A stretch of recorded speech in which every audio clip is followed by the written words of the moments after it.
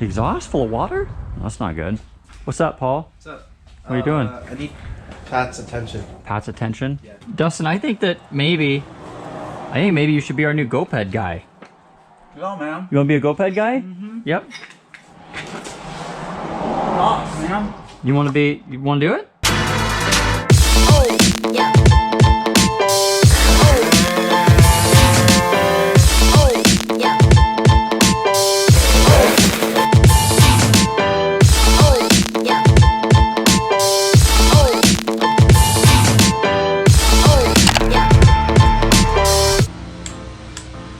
Today we're going to do an oil change on the ADV. See how many miles we have on this guy here.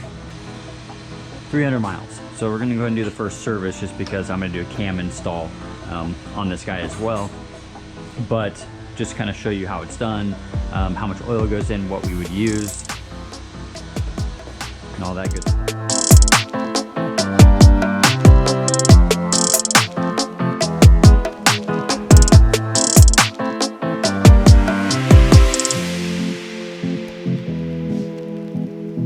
All right, so on the ADV, as far as tools needed, you guys need an 8mm.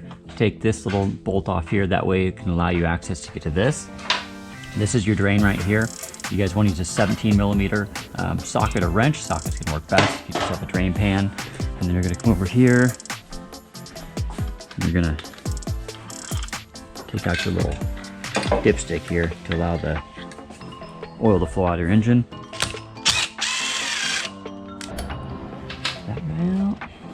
Lift this up out of the way. Take your 17 here. A little bit of pressure. Comes right out. There's a strainer in here that's also going to basically act as an oil filter, so you want to make sure that goes back in properly, and you can inspect it for any debris as well. There you go. It's definitely dirty. 300 miles.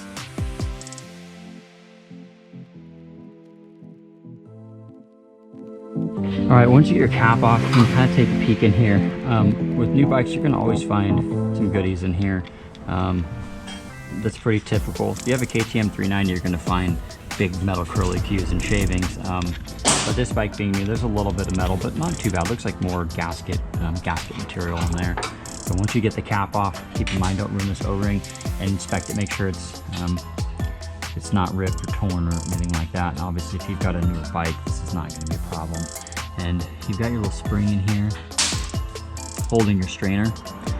Like I said earlier, this acts basically as your oil filter. Make sure that spring goes in this same direction. Really clean though. Surprising, there's a little bit of metal flake in there, but not too much. So that's the process of getting the oil out of the bike. Relatively simple. You're gonna take this guy here and spray it out with some carb clean this direction out to work out any type of metal, but looks pretty clean actually for a new bike. A little bit of metal, but not much. The exhaust full of water? That's not good.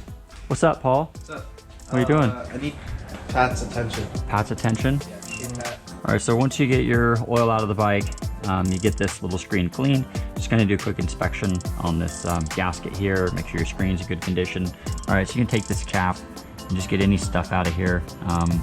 This is a good time to look for chunks of metal or whatever in your motor. Likely, like I said earlier, if you have a newer bike, being that this has 300 miles on it, yours likely has pretty low mileage too. Probably not gonna have a lot of junk in there, and you're gonna wanna put this guy in the same way it came out, like so. Put a little bit of tension on there. You're gonna take this cap, a little bit of pressure on this guy. It's a little bit weird to thread this guy in because you've got the spring tension pushing against you. Don't use an impact or anything like that. I kinda just like to use my hand to feel the threads go in first. Just thread it in there. At this point you could use a ratchet, but just make sure to do it by hand first so you're not driving this home with an impact driver destroying everything in its path. Take this guy, and it's 18 foot-pounds. That's what OEM spec is. For now I'm just gonna snug it up just in case I have to drain any out. So that's the process of draining the oil. Really, really simple. You don't really need much for tools. Super simple process. And then obviously you're gonna just refill it with a quart of OEM spec oil as well.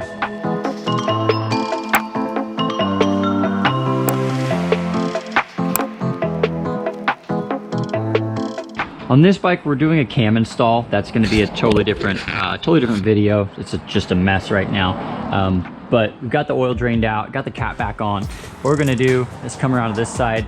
You can use 1030 or 1040, and the Honda specs 0.8 liters. That's almost a full liter.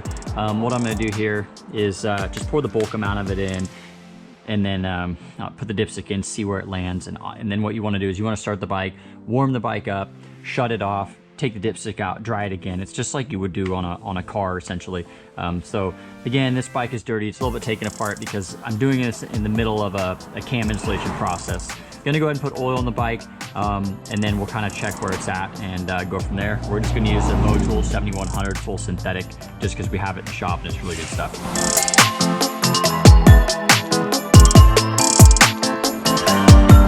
Get funnel in here.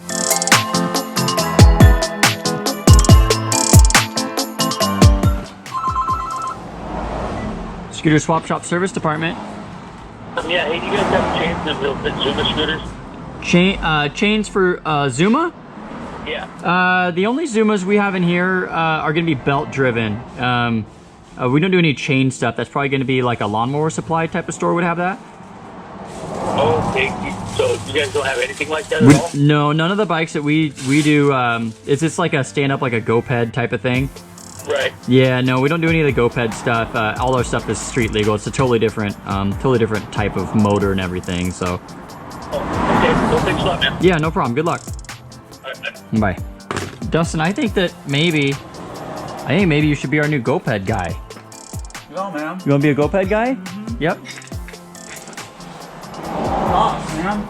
You want to do it? Like the racing scooters?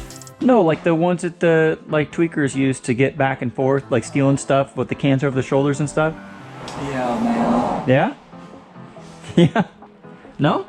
No. Okay. Just trying to expand into the other markets. All right, so put oil in the bike. Haven't started it yet, but you can see it's probably a tiny bit overfilled. Not a big deal because when you run it, oil's all going to get up inside the motor, probably pretty close. Also, you can empty a little bit out afterwards as well. But again, on the specs, 0.8 liters.